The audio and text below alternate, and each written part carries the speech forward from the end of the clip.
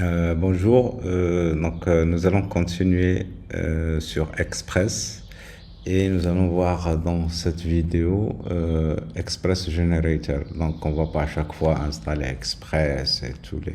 Donc il y a des choses qui vont se répéter, on va utiliser un générateur qui va nous générer un projet avec une structure bien faite, qui va être la base pour commencer à programmer. Et donc ici, Express, il fournit un outil qui s'appelle Express Generator. Cet outil, on peut donc l'installer npm install-g Express Generator ou l'exécuter directement avec npx Express Generator. Donc on a le choix. Donc très rapidement, je vous montre comment générer un projet Express. Je vais supprimer tout ça. Ok, et je vais m'assurer que tout est arrêté ici. Voilà. Puis, voilà. Alors, donc ici, je vais utiliser npx. Alors, on peut utiliser npm install-g express generator. Et donc, il va nous installer ça. Et donc, la commande après, ça va être tout simplement express. Donc, je peux écrire ici express-h. Et donc, il va me donner l'aide sur comment je peux exécuter cette commande express qui est accessible partout. Donc, ça va me permettre de générer un projet. Là, je suis dans un dossier qui est vide. Et donc, je peux lui dire tout simplement express, génère-moi un projet dans le dossier point. Et donc, vous voyez qu'il va me créer un ensemble de fichiers et de dossiers, bien sûr, et donc une structure bien organisée avec, bien sûr, les packages qui ne sont pas encore installés, qu'il faudrait installer. Donc ici, j'ai les dependencies, cookie parser, debug, express, http error, JAD et Morgan. Alors ça, c'est une première utilisation, donc je supprime et je reprends.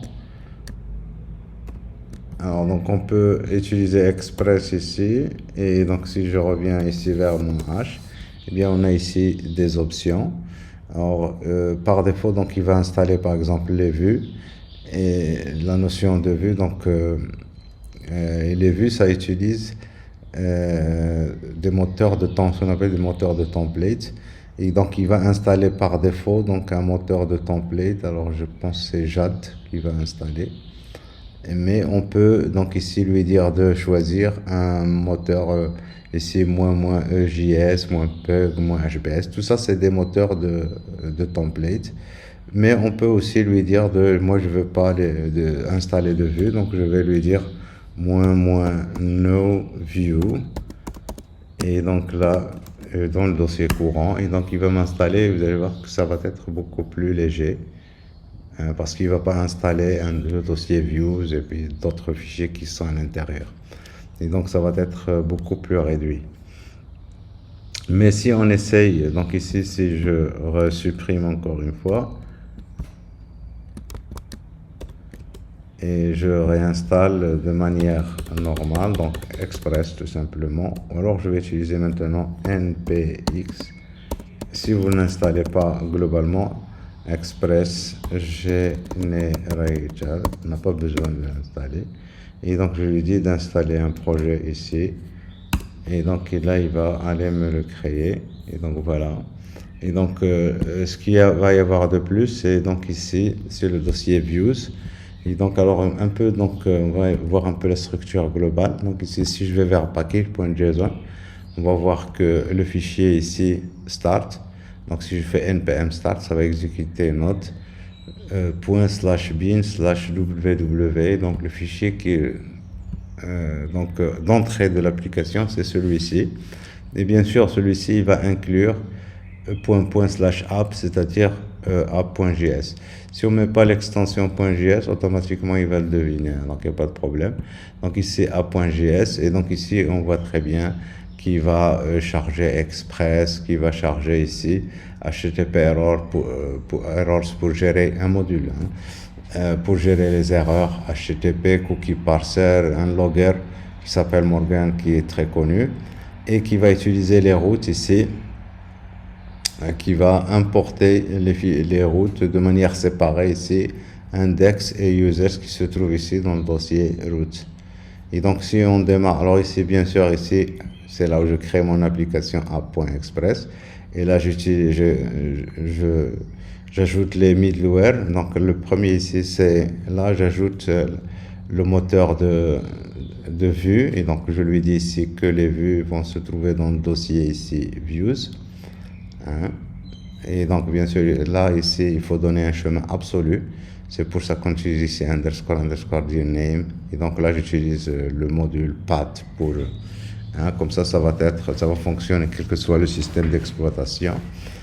Et puis je lui dis quel moteur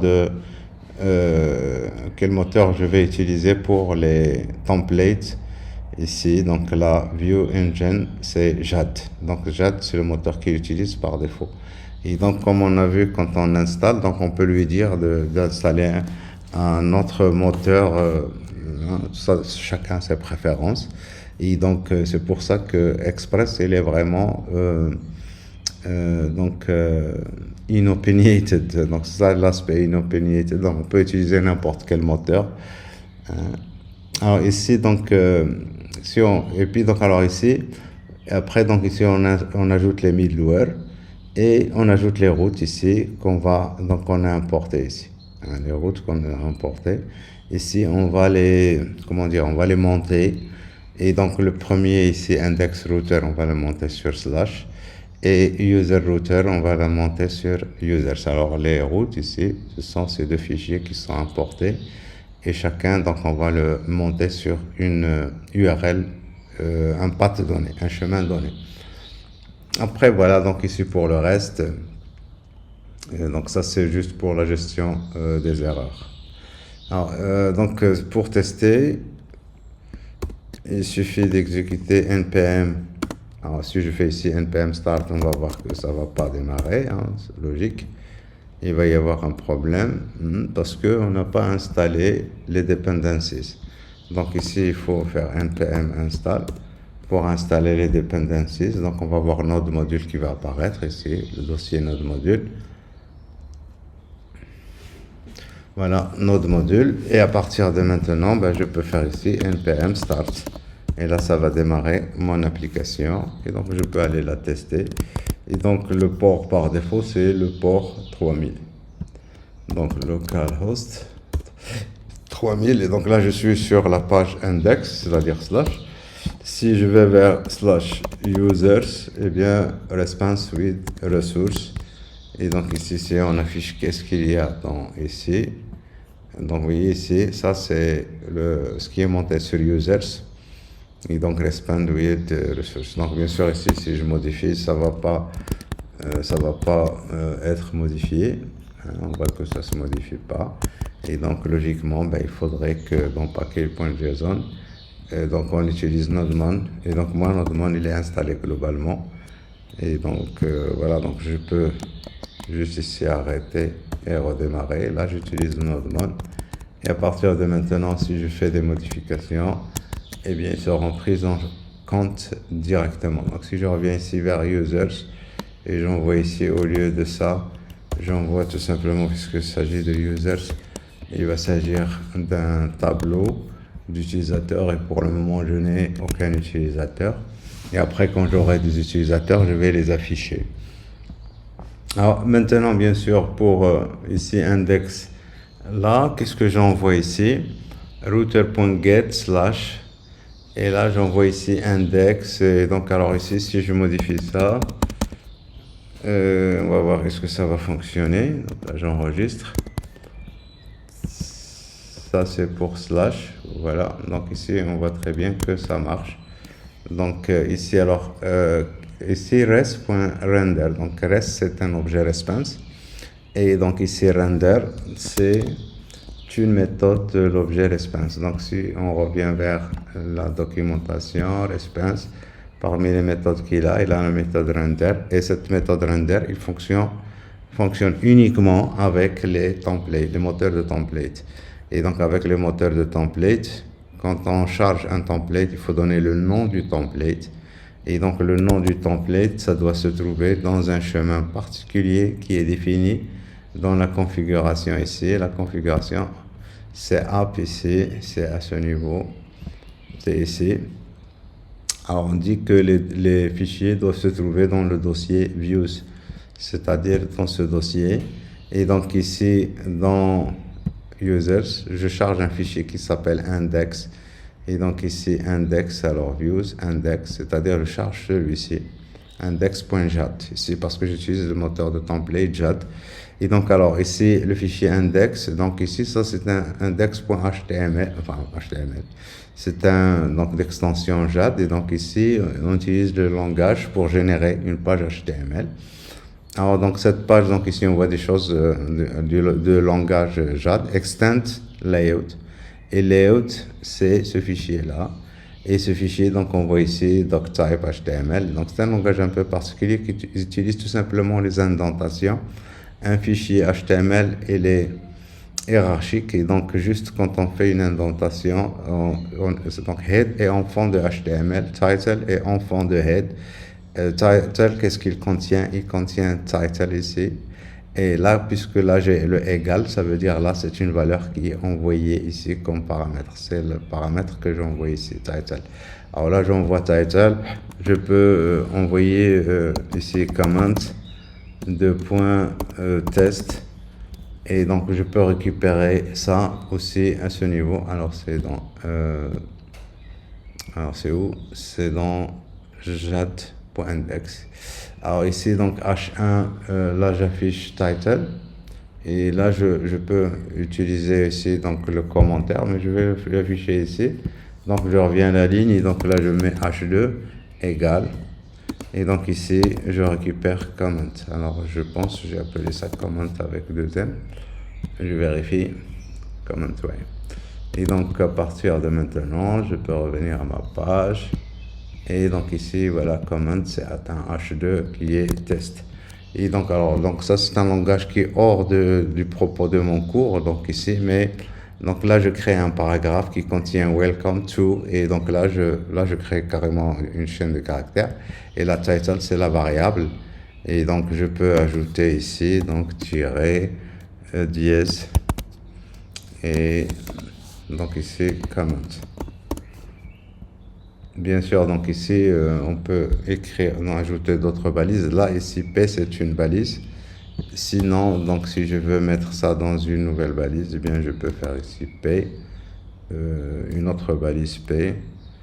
Je peux mettre ici HR, c'est un soulignement. Et donc, ceci est un commentaire. Donc voilà, donc je reviens à ma page ici, voilà, soulignement, ceci est un commentaire.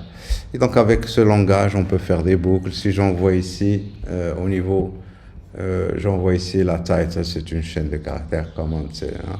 Donc je peux envoyer ici users, il s'agit d'un tableau de users. Et ici, dans mon fichier ici, je peux parcourir ce tableau users et je crée un tableau HTML. Avec ça, donc HTML c'est table, je reviens à la ligne, tabulation TR, je reviens à la ligne, tabulation TD ou TH, etc. Et donc on peut continuer à créer. Alors ici, donc ça c'est, ici donc ma page index.jat, elle étend le layout ici, qui est jat, layout.jat. Et donc ce layout, donc il a un bloc ici qui s'appelle block content, et c'est uniquement ce bloc que je suis en train de redéfinir ici. J'étends le layout et je suis en train de redéfinir le bloc content, donc on peut créer d'autres blocs, etc. Donc voilà pour donc un peu juste un aperçu très rapide sur les layouts. Ce que nous allons faire après ici, donc je vais stopper mon application. Et donc, on va pas travailler avec les vues. Moi, je vais quand même garder ça, c'est pas grave. Je vais juste montrer un aspect ici par rapport à donc l'aspect qui va concerner la création des API. Et donc ici, dans les routes, on va créer donc par exemple ici users, je sais pas moi, posts, etc. Et donc, je vais traiter ici les entités en relation avec les utilisateurs.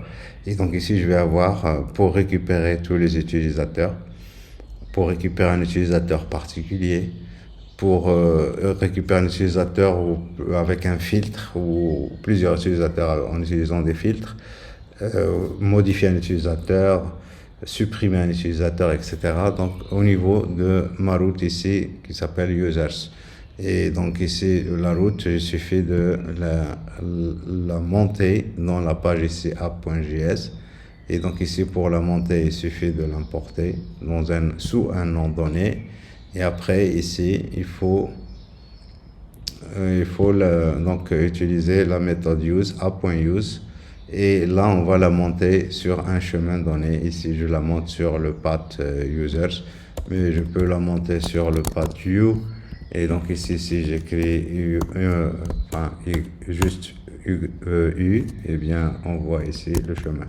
Alors, dans la vidéo suivante, nous allons créer complètement une API. Et donc, je ne vais pas utiliser les vues. Et on va utiliser juste une API JSON avec donc les réponses, ça va être complètement du JSON. Donc, ça va être une API REST. Et on va enregistrer donc toutes les données dans une base de données. Donc, on va faire au moins les opérations CRUD, create, read, update et delete en utilisant ce générateur. Donc voilà pour cette vidéo. Donc on se retrouve dans la vidéo suivante.